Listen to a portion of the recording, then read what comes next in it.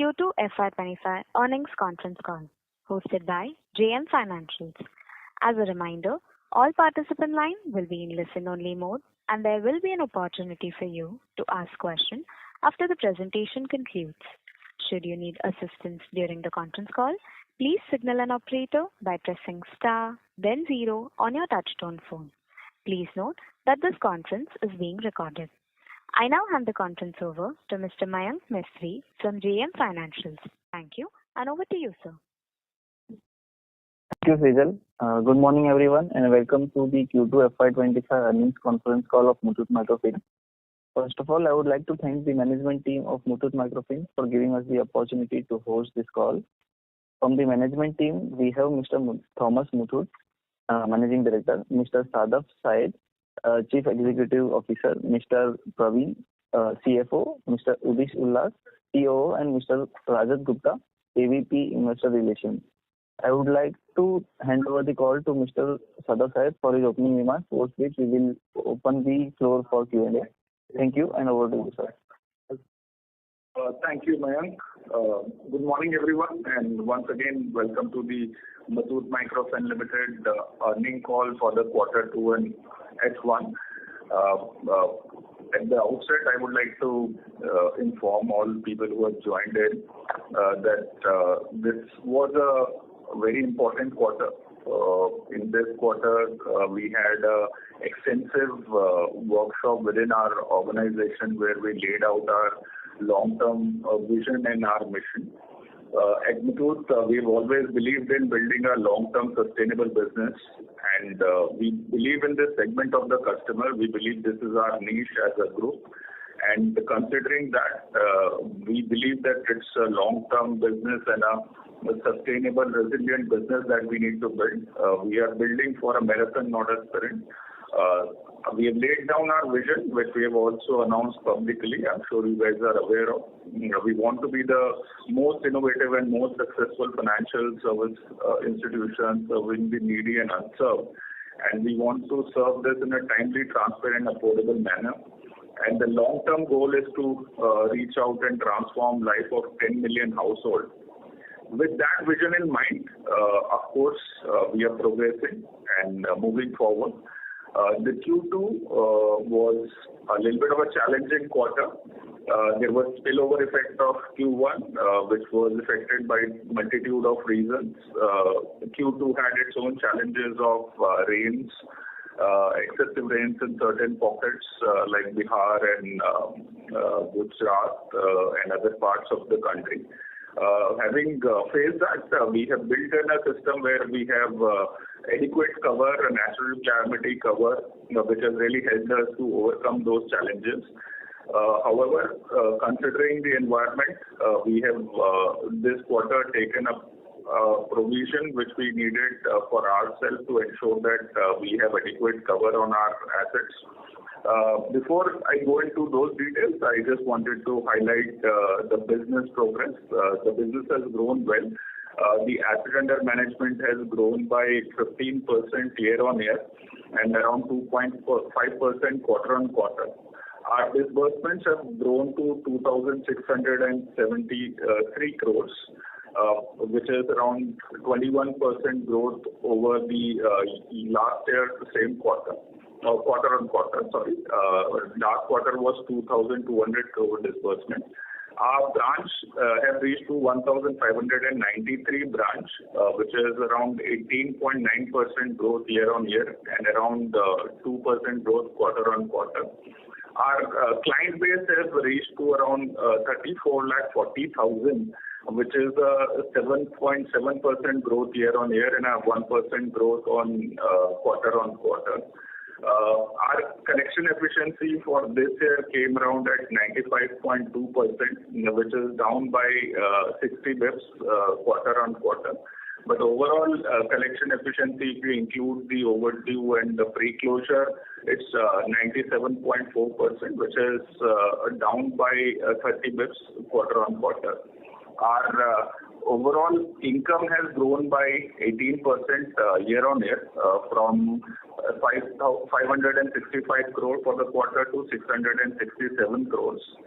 And our NIM has increased by 57 bips from 12.79% in Q2 FY24 to 13.36% in Q2 FY25. Our overall NIM for the half year stands at 12.94%.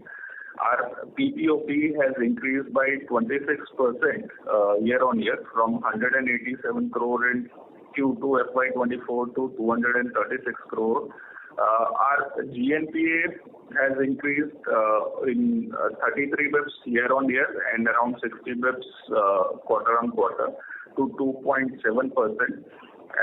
Meanwhile, our cost of funds has decreased if you compare year on year. On a quarter to quarter, it has almost remained stable at around 11.06%.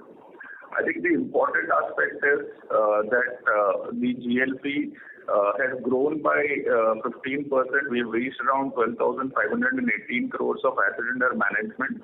While we know that we can grow this at a much faster pace, but we have taken a calibrated approach to grow. Our disbursements have grown as compared to the last quarter, but still they are around at the same level as last year, same period. We feel that Q3 and Q4 would be much better kind of an environment for us to grow. All the issues that are there are behind us. And our main focus is retention of our customers. We have done our analysis. We have put out in the presentation 33% of our customers, one-third of our customers are only unique to us. We have a very strong presence in South, around 50%, 51% of our portfolio is in South, which is Kerala, Tamil Nadu, Karnataka, Andhra Pradesh and Telangana. Kerala, we are seeing very good performance in terms of the portfolio. And despite the overall trend of the collection efficiency in the industry, Kerala still remains 98% collection on time. Tamil Nadu also remains much healthier in terms of collection efficiency, and so is Karnataka. And this will be our core engine of growth and stable portfolio. The collection efficiency is also strong here, and the performance of the branches are also much more stronger here. While we continue to expand our business in Andhra and Telangana, our focus would be to ensure that we retain our good customers, at the same time acquire more new customers. During the quarter, we have acquired around 1.5 lakh new customers. And in that, around 15% customers are absolutely new to credit. I'll also take this opportunity to explain the impact of some of the regulations that have come in during the quarter because of various challenges within the industry. Both the SROs, MFIN and Southern has come out with certain regulations which is kind of guidelines to prevent overlending. The four-lender norm has been introduced by MFIN. We have been following a very strict credit process. In Muthoot, we already have a strong credit culture. We have a strong credit team of almost 1,750 employees. Every branch has a credit officer, and we have an underwriting process which is completely independent of the sourcing team. And this process is further strengthened. And as a result, you can see month on month, we have almost around ranging between 35 to 40% rejection from the sourcing of the business. And bulk of the rejection, almost 25% of the rejection comes from the credit bureau, and which is where we strongly underwrite and take into consideration all the obligation of the customers. We not only do a credit bureau of the customer, we also do a credit bureau report of the co-applicant and any other earning member at the household. And we not only check the microfinance bureau, we also check the consumer credit bureau where there are any other loans for the customer. And we take a holistic picture of that household, and based on that we lend. That is why we have been seeing a rejection ratio of 40% on an average. This has been there as compared to the industry. This is slightly higher because we are doing a proper underwriting on each and every customer. There is around 5% rejection from scorecard. So we have one of the unique features in our underwriting practice as a scorecard that we have developed with Equifax. And this scorecard basically analyzes each and every customer on a 40 different parameters. And based on that, it gives a score which is classified into 4 categories of customers, that is low risk, medium risk, high risk, and very low risk. We focus in low risk and very low risk customer, and medium and high risk customers we don't do. That is where the 5% rejection is coming from, and then there is an additional around 5% rejection which is coming from the field verification and the GRT and the personal discussion that the credit officer that he is doing with the customer, and based on that a loan is sanctioned, which is why I think in the long term credit cost for Muthoot Microfin is comparatively lesser as compared to the industry. And as compared to the industry, we are also not facing huge challenges in terms of large rejection all of a sudden, because we have been following this process very objectively. I think one of the important disclosures with regards to this regulation, which is present in our in the investor presentation on slide 22, where we have shown that what is the composition of our portfolio in terms of more than 4 lenders. This is very important to mention that this is the picture of the overall portfolio of our Muthoot Microfin.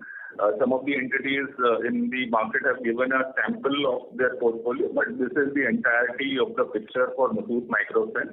Here, if you look at from a borrower count perspective, around 10.6% of our customers are having our loan or 4 and above kind of a loan. And if you look at within those customers, if you look at delinquency, which is PAR 30 plus, around 14% of these customers are in a delinquent bucket. Overall, our PAR 30 is around 5.1.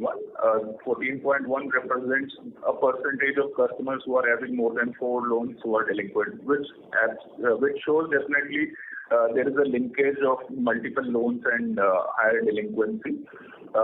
If you look at as a portfolio percentage of these customers, the portfolio contributes around 10.9% in terms of our overall AUM that we manage in terms of portfolio. If you go to slide 23, we are looking at people who are having higher exposure in terms of 2 lakh and above.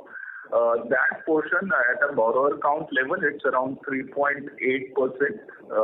And if you look at a portfolio level, that percentage comes around to be around 5.7%. And if you look at that in terms of how much of that portion is contributing to delinquency and which segment or which cohort is contributing higher in delinquency, is 9.4%, which is coming at 2 lakh and above. So there is definitely a correlation between a higher exposure and delinquency. This exposure has been built over a period of time. Like we have given sanction and post that some other sanctions were given by other lenders. That's how the customer has more than 4 lenders. The system and the process that we have put in place, which does not allow any lender, any loan to be given to any customers who have 4 lenders already. So that is something that we have already plugged in. And also we have seen that in the areas that we are operating, there are lesser competition in South. That is why if you look at the unique borrower composition, almost 33% of our customers are absolutely unique. There are no other borrower who has lent. We have around 18% customers who are with us more than 6 years, and around 13% customers which are more than 4 years, 4 to 6 years. So put together, that also is around 31-32% customers who have more than 4 years of vintage. Having said that, realizing that could be challenges in the market and the environment that the way it is operating. We have created a buffer provision in our portfolio. For the financial year, we have reported a PAT of around 61 crores, and we have a total comprehensive income of around 74 crores. Our overall PAT for the half year is around 175 crores, which takes our net worth to around 3,000 crores. We have a capital adequacy of around 28.67%. So from a capital adequacy point of view, we have sufficient cover. We have also created a 31 crores of management overlay, and if you see our provision coverage, you can see on slide 19 has improved. If you look at from a perspective of overall coverage, on slide 21, it is around 96.42%, which was around 89.13%. If you look at alone stage 3, it is 64.80. But what was important was to create more buffer for the stage 2 provision, because stage 2 bucket for temporarily is swelling. It's around 3.1% in terms of the bucket, stage 2 size. We have created additional 31 crore provision, which is a management overlay, and which takes our coverage at the stage 2 from around 1%, which was there for last quarter, to around 11% this quarter. So that's a significant jump, and we feel that is necessary in this environment, and we will continue to create buffer wherever needed. But overall, the guidance on the credit cost that we have given is that the conservative side, we would like to kind of outperform that, and we are very confident on that. That credit cost would be on the lower spectrum and below that for sure. And growth is something that we are conscious about. We can build in growth, and as I said initially, that we are building a sustainable long-term business. So our focus is on building a robust portfolio and a resilient portfolio, rather than just continuing to grow in an environment which is not conducive for very high growth. Meanwhile, we continue to maintain a decent margin on our portfolio, continue to cut costs, provide benefits to our customers as well, and continue to deploy strong underwriting practices and strong sourcing practices and overall hygiene. One of the products that we have introduced is a NatCat product, which is natural calamity insurance. It has played a huge dividend. I think there were around 20,000 claims, almost 19,183 claims, out of which 19,023 claims we have got in the last quarter. And definitely there are some more claims because of the Odisha cyclone and Bihar floods, which are in the process, around 20,000 odd claims, which definitely we will get it, because if you go by the previous track record, the claim to settlement ratio is 99.2% and 99% around. So this has really helped us to tide over difficult circumstances and any sort of an event scenario. And we feel that this will help us build a robust, sustainable portfolio. And coming quarters, I believe, would be much better. We are already seeing a green shoot in October itself, even though this was a quarter or month which was filled with festivals. But disbursements have come out good, and also the collection is stable despite last 2 days being holiday. So I'm sure the coming quarters would be much better, Q3 and Q4, and we will be able to outperform on the guidance that we have given it. I think I'll stop here, and I'm happy to take any questions. Thank you very much. We will now begin the question and answer session. Anyone who wishes to ask a question may press star and 1 on their touchtone telephone. If you wish to remove yourself from the question queue, you may press star and 2. Participants are requested to use handsets while asking a question. Ladies and gentlemen, we will wait for a moment while the question queue assembles.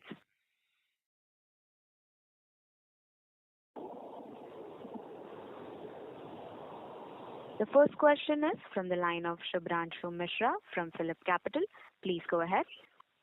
Hi, good morning. So 2 or 3 questions. The first one is, it's a welcome move by the SRO to have 4 loans per customer. However, the genesis of the problem is in assessing the household income. So is that in the works either by the SRO, or do we have a scientific method to assess the household income of the household? That's the first. Second is, what were the write-offs in this quarter and first half, and what is the expectation in the next 2 to 3 quarters? The third is, what is the overlap of our customer pool with gold loans? Thanks. Yeah, thanks, Philip, for asking that question. I think on the first question, in terms of the income assessment, you rightly pointed out, I think that is one area that is quite important. And I'm happy to tell you from Muthoot Microfin side, we have a strong track record of underwriting and assessing a cash flow based income. Of course, the customer that we are dealing with does not have a documented income, but there are enough and more ways to establish near to accurate income for the household. In our practice, we follow a method of triangulating the income through 3 sources. One is a customer declared income. Second is we have a process of contact point verification, and a credit officer who is stationed at the branch does a personal discussion with every customer, and he understands from the customer that what is her best day's sales, what is her worst day's sales, what is her average sale, and based on that he calculates the sale, and there is an imputed margin that we have for every business, and we apply that, and based on that we arrive at an income. The third input comes from the credit bureau report, what has been the income reported by the other players, and we have adopted a conservative strategy. We take lower of the 3 assessed income. That is the way we are dealing with that income thing. At the moment, the SROs have recommended everyone to strengthen this process. There is no well-established process, but the guidance note have been put out by Sadan on how to calculate an household income. I think this would be an emphasis by the regulator and also by the SRO. And I'm happy to tell you that Muthoot Microfin is in a much better place in terms of assessing a household income. I think that basically is driven by the credit culture and focus on underwriting the customer well. And that is what we have believed in from the day one. That is why in our vertical there is a credit resource, and we have believed in from the day one that we need a credit underwriting team which is independent of any pressure on target and everything, and which is paying good dividend to us right now. On the second question, in terms of write-off, for the Q2 standalone, the write-offs were around 62.5 crores.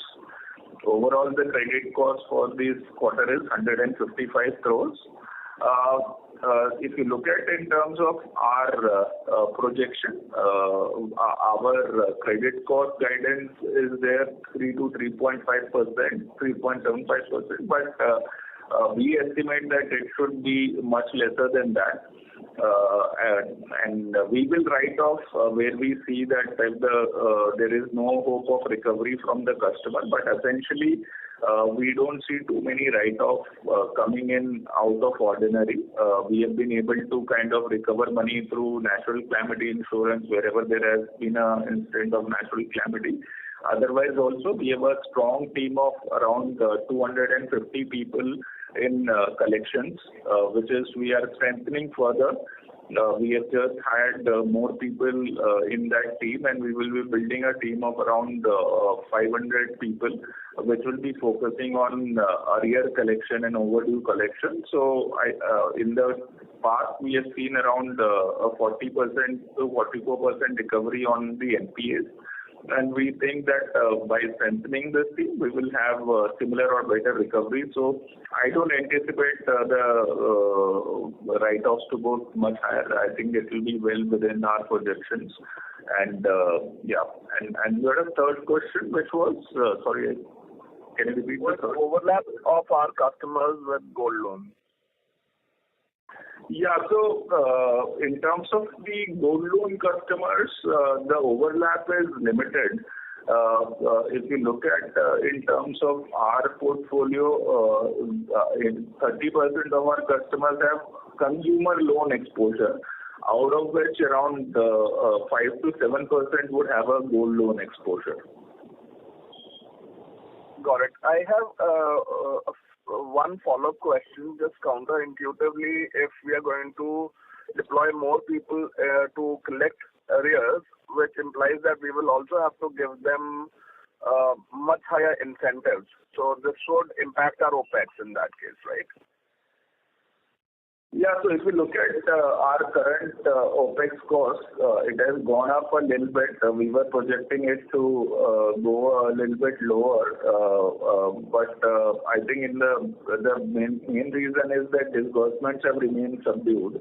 Though the disbursements have grown by 20% as compared to the last quarter, but still it is almost at the same level as same time last year. In the coming quarter, definitely the disbursement will improve, and I think overall ratios will improve as well. I think this investment is a trade-off between how your credit cost looks like versus your operating cost, and I believe that's a worthwhile investment. We can definitely improve our portfolio quality, reduce our credit cost by deploying these resources, which will have a marginal impact on our operating expense, not very huge. Understood. I have a few other questions. I'll come back in the queue. Best of luck for the ensuing quarter, sir. Thank you, Philip. Thank you. A reminder to all the participants, you may press star and 1 to ask a question. The next question is from the line of Nidesh Jain from Investec. Please go ahead. So thanks for the opportunity. Couple of questions. First is, what is the write-off policy for us? Yeah. We write off any loan which is 365 days. It has remained more than 90 plus. But there are also specific accounts we pick for write-off where we think that there is no hope of recovery, there is no contactability. So those accounts also write off. Sure. And it's quite surprising that the rejection rate for you has actually reduced when MFIN and Sadhan has come up with guardrails. So what is driving that? It is because the competitive intensity from other players has reduced. What is actually driving the reduction in rejection rate in Q2? Yeah, so as I think we are seeing that there's a trend in the industry where rising delinquency is there, so we have decided to focus on our existing customers. So if you look at our disbursement, earlier it used to be almost 50-50, which is 50% new to Muthoot and 50% existing customer. That has gone to around 40-60, which is 40% new to Muthoot, 60% existing customers, and it is even fewer in the following month. And that is a strategy that we are following on the customers who are tried and tested and loyal to us. We are focusing on them rather than taking chances with the new to credit or new to Muthoot customer at the moment. Of course, we are using our scorecard wherever there is a low risk customer or a very low risk customer. We are still going and lending to them, but our focus is on maintaining the existing customers. That's why the rejection ratio is coming down. Okay. And can you share PAR 30 data with for very low risk customer, and medium risk customer on the portfolio? How much is the correlation between your scorecard and the PAR 30 experience that you are seeing? Yeah, in the presentation, I think we have given the scorecard impact on the underwriting. If you look at the scorecard-based collection efficiency, If you look at in the very low risk and low risk customers, still the collection efficiency remains, basically this is on time, that is due today, received today, remains 94% versus anything which is medium, high risk we don't do, medium is 88%. So I think which reflects this is more like zero DPD, not 30 plus, but we can really cut on 30 plus and share that as well. And the last question is that in quarter two, we have seen slight reduction in adoption of digital, whether it is digital collections or share or digital customer acquisition. What is the reason for this? There are two reasons which is impacted. One is, of course, the primary focus is on ensuring the recovery is on time and recovery is there. So either if the customer prefers to pay cash, we are accepting cash. Earlier, the focus was to promote more digital. But it's a temporary phenomenon. The second impact is Bihar, which used to contribute almost 44% from their portfolio in terms of digital, has faced challenges in terms of collection and also more recently flooding. So their collection portion in terms of digital has dipped a little bit. And I think this is a temporary phenomenon. As we see in the coming months, it will definitely go up. Sure. That's it from my side. Thank you. Thank you. Ladies and gentlemen, you may press star and 1 to ask a question. The next question is from the line of Saumil Shah from Paris Investments. Please go ahead. Hi, so I have a couple of questions. So our portfolio for MML plus 4 is at 10.9%, which I suppose you mentioned in previous call about 7%, if I'm not wrong. So has that increased in this quarter, or there was some error maybe in the reply for previous quarter?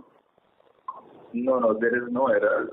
The 6.76 was as of March portfolio what we had, because at that point of time guardrails were new and we had only the March data which was available from the credit bureau.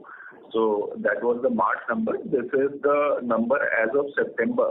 So in a sense, you can say that there is an increase from 7% to around 10.6%. That is people who have lent after us. Okay. And in future quarters, so maybe next 2 quarters, where do we see this settling down?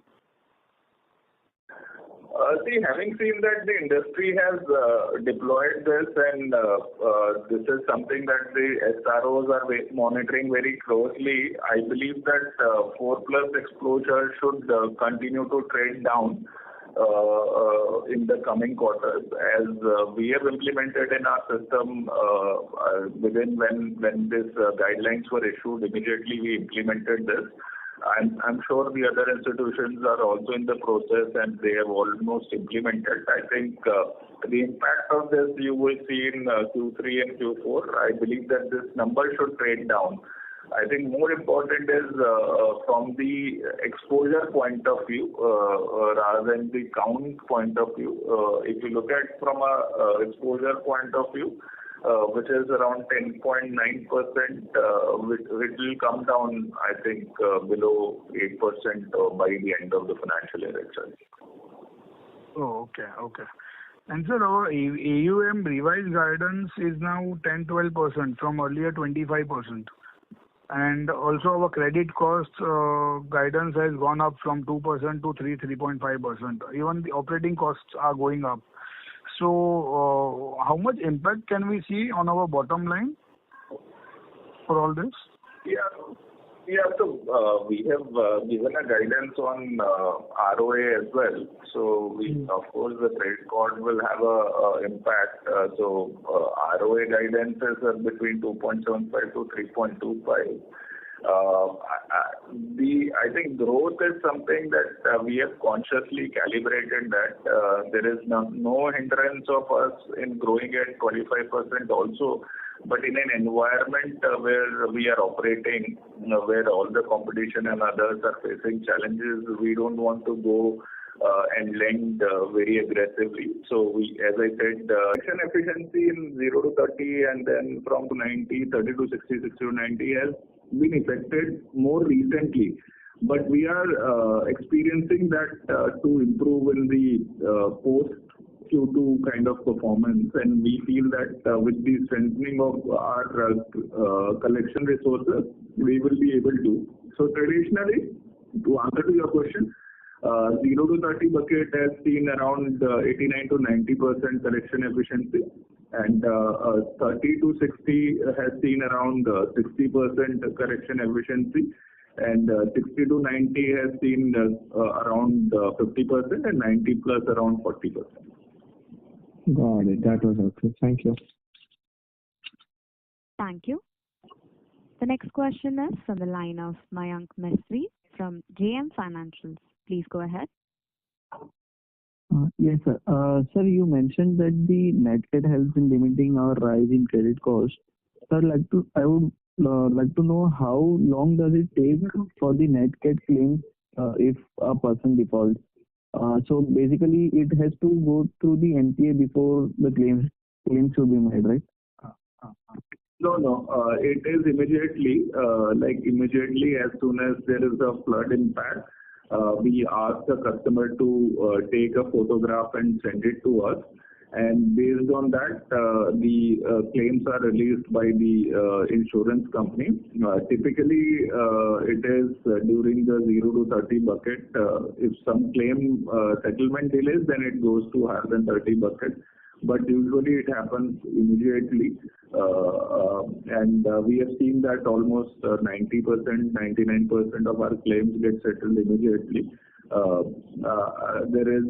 We don't wait for too long because the relief to the customer, the design of the product is that during the difficult times where the customer is facing flood and any sort of these things, then he should not be pushed for collection. So that is the whole design of the product. And in the flood-like situation, the situation improves quite rapidly. If it is not a Wayanad kind of a situation, then the flood water will recede and people can resume back to the experience. While mentioning the Wayanad thing, I would like to also mention we don't have any exposure to Wayanad at all. So there was no impact of the Wayanad flood in our portfolio. Okay. And so if we adjust these claims during this quarter, then what would have been the quantum of our credit cost then? It would have a major impact, right? Yeah, so definitely there are 20,000 odd customers for which the claim is still pending, which is at I think stage 1 or stage 2 level. If you look at stage 2 level, there is a 10% provision. So these 20,000 would also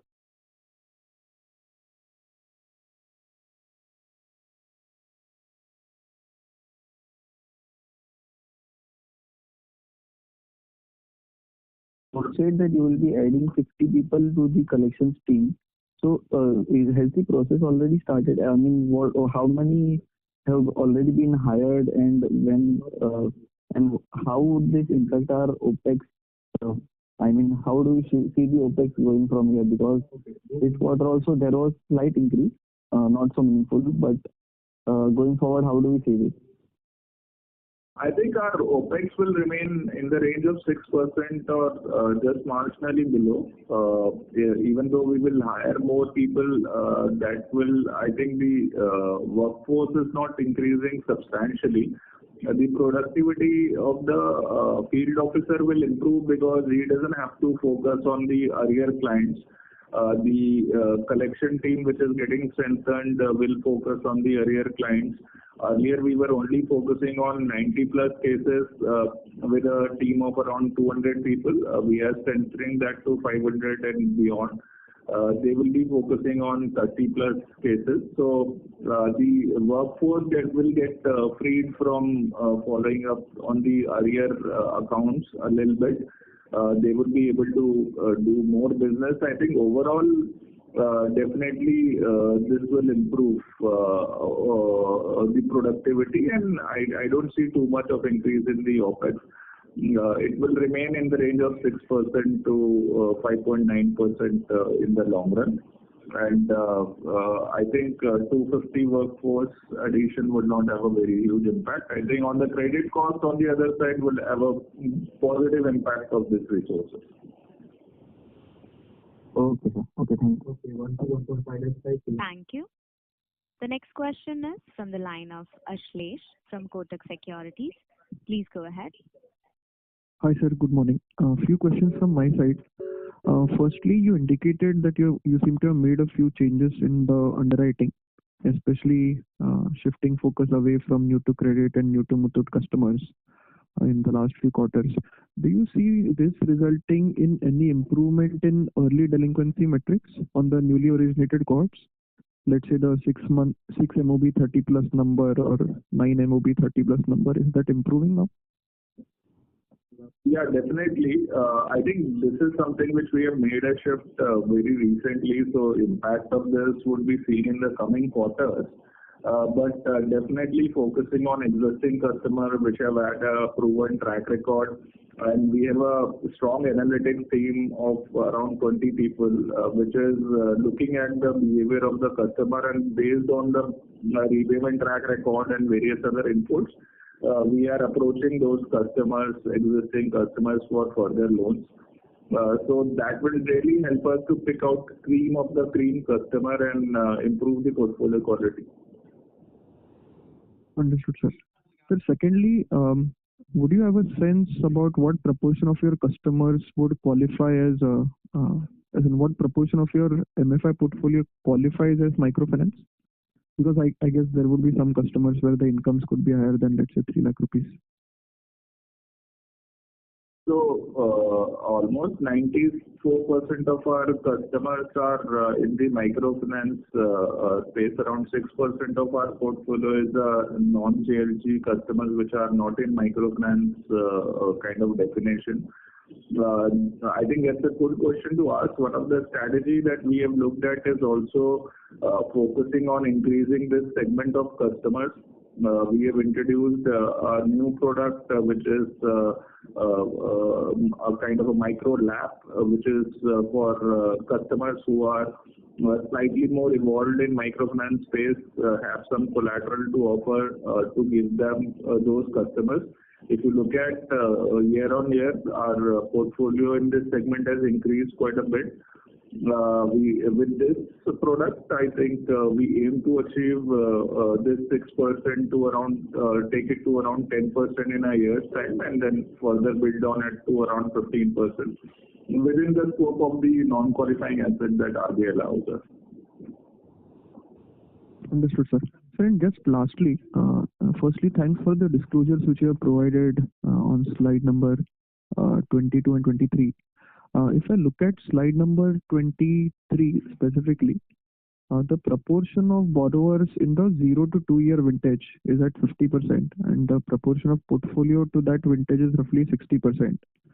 Does this number seem a bit too high in your sense? 60% portfolio to borrowers with less than 2 year vintage.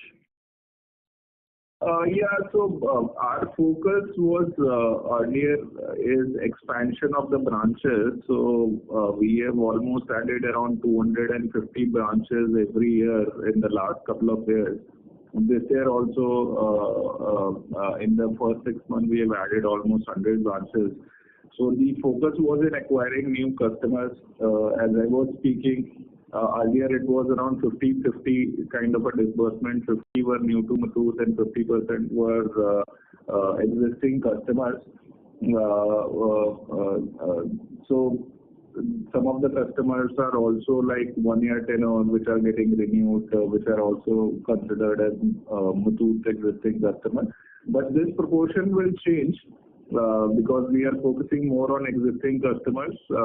In the last month, around 60% disbursement was to existing Muthoot customers, and these percentages will continue to grow. It will be a In the coming months, it will be a 70-30 kind of an approach, and the proportion would improve in terms of existing customers. Understood, sir. Thanks a lot, and good luck for the next few quarters. Thank you. The next question is from the line of Paritosh from DCB Bank. Please go ahead. Hi, sir. Congratulations on the numbers. So, this is regarding the recent article that RBI is asking the NBFC to stop netting off of loans. So, I had two questions on that. So, what is the policy of Muthoot Microfin in terms of pre-closures and renewals of loans with respect to this? And after this request by RBI, are there any change in the policy of the underwriting process? That's all. Two questions. Okay, this is a very important question. As far as I know, there is no circular from RBI referring to anything about netting off of loans. I know you're referring to a news reportage which has come out in one of the online portals. I'm not too sure what is the source of that information, but as far as we know that there is no net off restriction that has been put by RBI. Again, I think I as an SRO co-chair, I can also confirm that there is nothing like this which has been recommended by any of the SROs or anybody, because if you look at microfinance, the business model is itself is retaining our customers, and we give first cycle loan, we acquire the customer, and then we give a second cycle loan after the customer has completed certain tenure before the closure of the loan, and at that process the net loan is passed on to the customer. That's the business model of the entire industry. Having said that, I think the concerns that might be coming out from the practice of giving loan to customers who are in overdue. So somebody who's in 30 plus or 60 plus, where there is being a subsequent cycle loan being given, and out of that loan, recovery of overdue is being done. So that is definitely borderline evergreening, which RBI might be wary of. I can assure you from the Muthoot side, in our credit policy itself, any customer which is more than 30 days DPD, we don't lend. So whether it's our internal customer or it's an external customer, we don't lend. So from that side, for us, the impact is nil as far as the overdue customer is concerned. But definitely, the process of giving a subsequent cycle loan to the customer who's already served certain installment with us is a business model on which the whole microfinance industry thrives on. So which will continue. In our process, we wait till 1 year for a customer to at least serve to an installment to make him eligible. Till recently this was 9 months, but now we will be making it 12 months. And at least like the customer has to service after 12 installments, then she is becoming for us eligible for the second cycle. At the second cycle again we do a FYR calculation, we do a credit bureau, and we check the obligation of the customer. If that she is fitting into that, then only we lend the second cycle loan. I hope that answers your question. Thank you, sir. Thank you for clarifying on this article also. Yeah. Thank you. The next question is from the line of Sameer from JM Financial. Please go ahead. Yeah, hi. Thanks for the opportunity. Just wanted to understand on this overlay piece of 31 crores. Can you kind of indicate what could be the ongoing run rate or any aspirational level where you want to reach on the overlay creation? Yeah, thanks, Sameer, for asking that question. I think this management overlay by itself is designed to deal with unpredictable circumstances. We are going through a phase where things are evolving. It's not very crystal clear where the credit cost will settle in. We definitely are adequately covered if you look at from a ECL point of view. The ECL recommendation, if you look at from our provisions, are like well within the guidelines, which is around 230 crores. But we thought that on the stage 2, where we have seen a larger spillover of the loan, we needed a better cover. Though our ECL model suggests us that 1% cover is sufficient, but we thought that we need to build some more cover to ensure that there is consistency and sustainability in the numbers. So that we have built.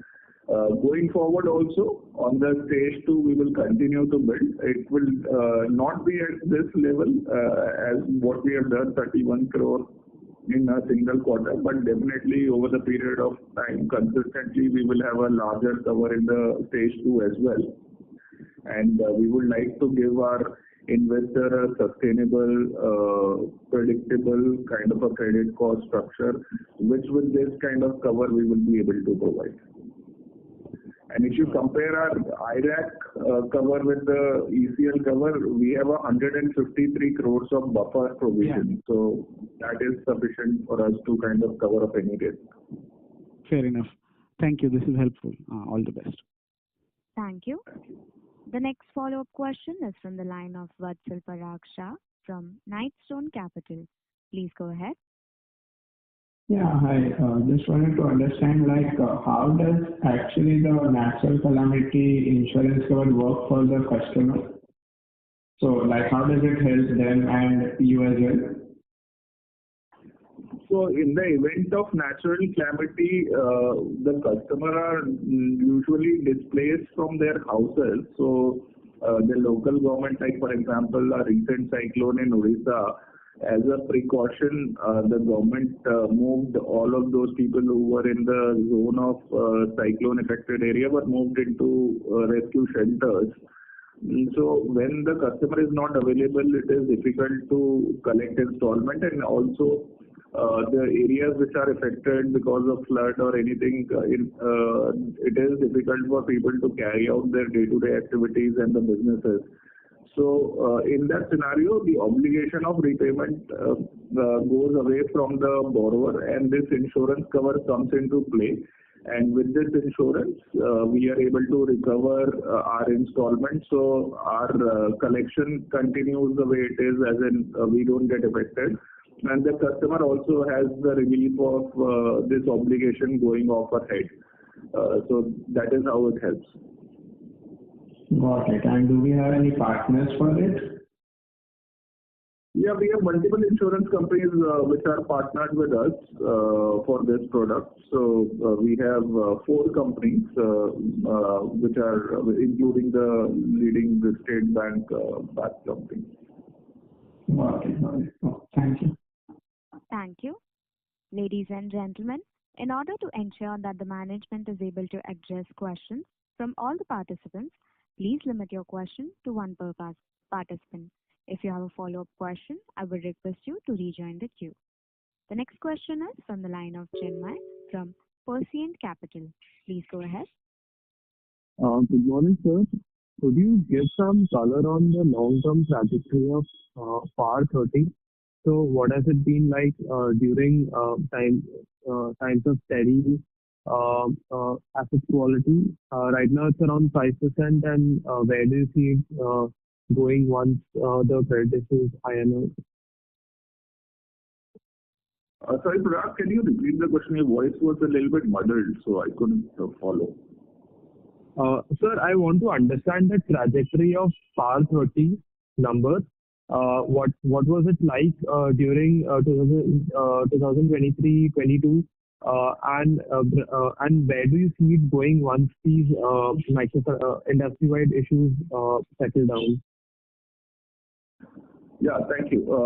I think the current position is around 5.1%. Traditionally, this has been in the range of 3 to 3.5%.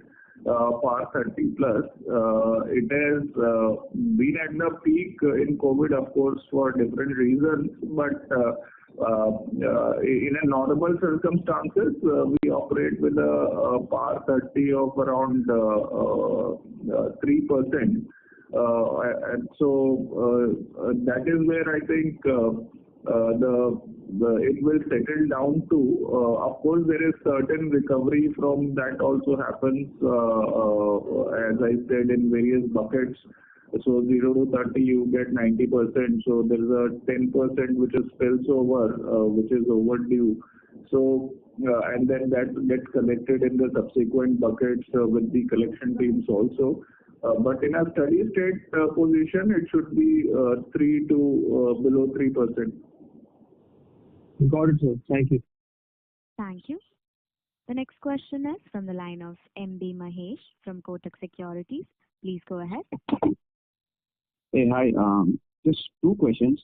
Again, just going back to slide 23.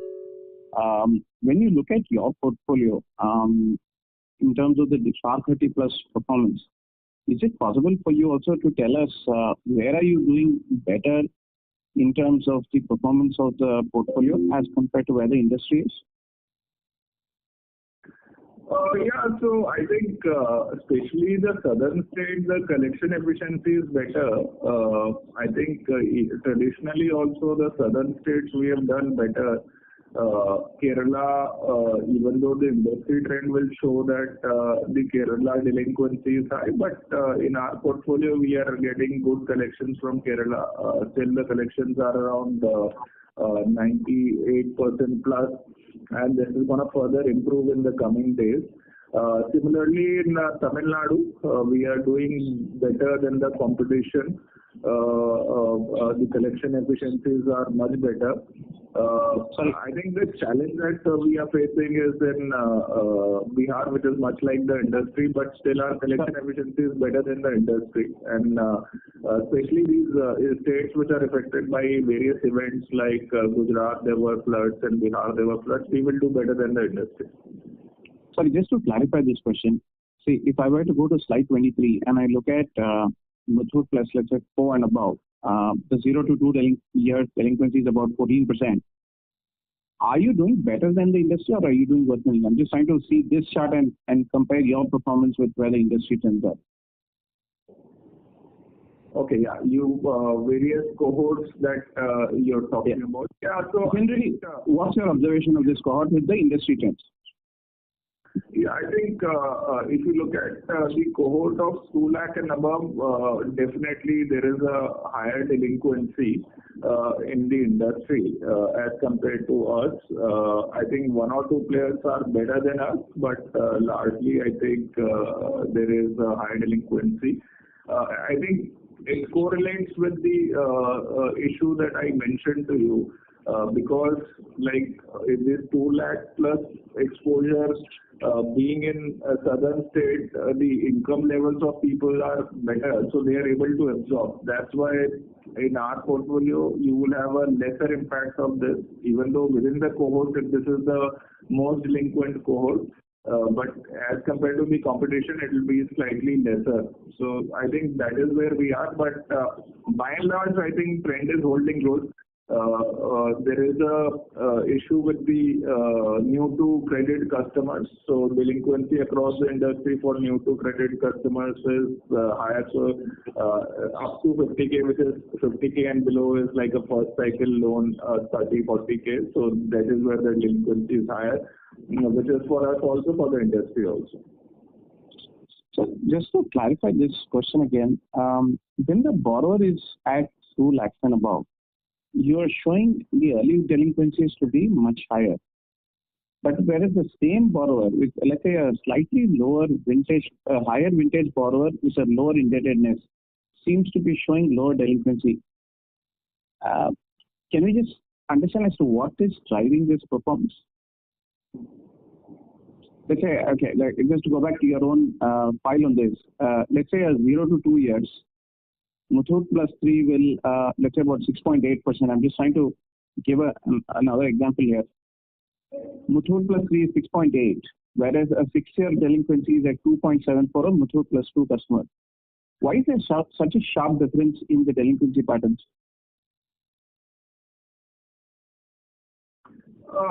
See, definitely, I think there would be a reason which is over leverage. There would be other extraneous reasons also which will have an impact. So, though this is one cut which shows that various buckets have different delinquency patterns, and you would assume that this is a fair kind of a reflection, but there could be underlying other reason also. If you look at from a perspective like a delinquency pattern between 50 to 1 lakh bucket, which is 6 years and above vintage, the delinquency is just 1.9%. And I'm looking at the slide 23. Whereas the same 6-year vintage, if you have a 2 lakh, the delinquency is almost double that. So I think these are multitude of reasons, but generally this is what the trend is. I think this is point in time analysis. Ideal situation would be the analysis should be on a static pool. On a static pool, if you do an analysis, then you will know that which pool affects you more rather than doing a point in time analysis. Okay. Thanks. Thank you. The next question is from the line of Yash from Maximal Capital. Please go ahead. Hello. Thanks for the opportunity, sir. Am I audible? Yes, sir. Yeah. Sir, I just wanted to understand our piece on the credit cost side. Sir, as we move ahead, what are we seeing in terms of collection efficiency? Is it getting stabilized, improving, or bottoming out, or degrading further? I think you have mentioned that in October at least there were some green shoots. So in terms of collection efficiency, is it stabilizing on incremental slippages, or is it improving? Yeah, it is already stabilized. I think in the coming quarters it will improve. We should have seen an improvement in October itself, but last few days of October because of Diwali were holidays, so we didn't see much of an improvement, but still saw a very stable trend. I think in the coming quarters it will improve very much, and that is why we are confident of outperforming on our guidance in terms of credit costs and also on overall performance. Okay, so we are expecting that incrementally slippages would be less, but in terms of additional provisioning due to shift of buckets from stage 2 to stage 3 and further from GNPA, stage 3 to GNPA. So do we see our credit cost getting impacted because of that? So our credit costs will not get impacted much. I think we have created the buffer.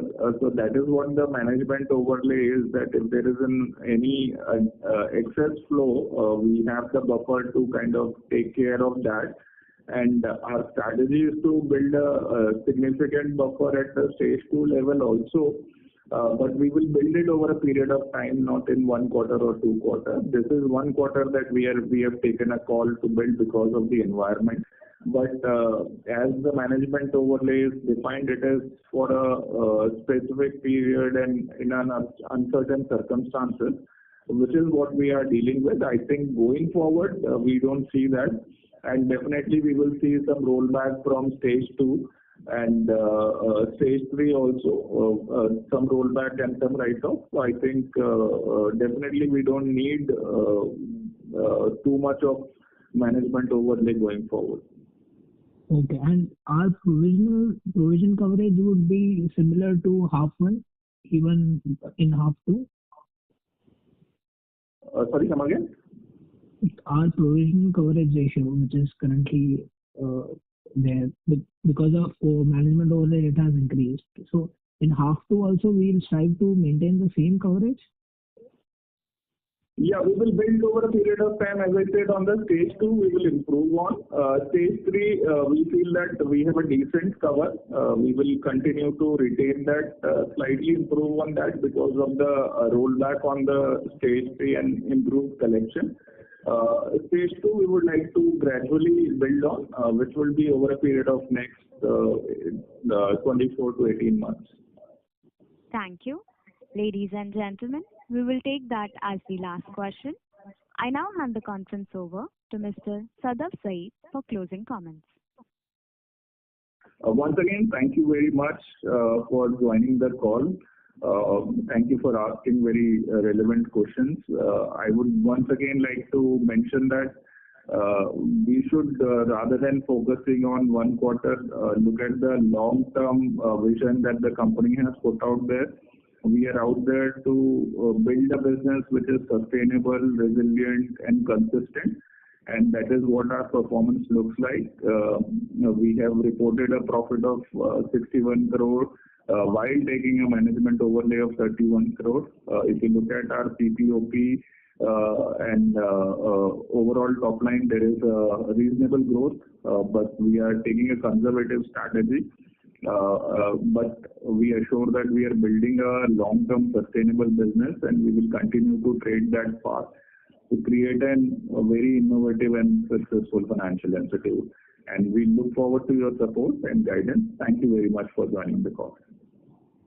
On behalf of JM Financials, that concludes this conference. Thank you for joining us, and you may now disconnect your line.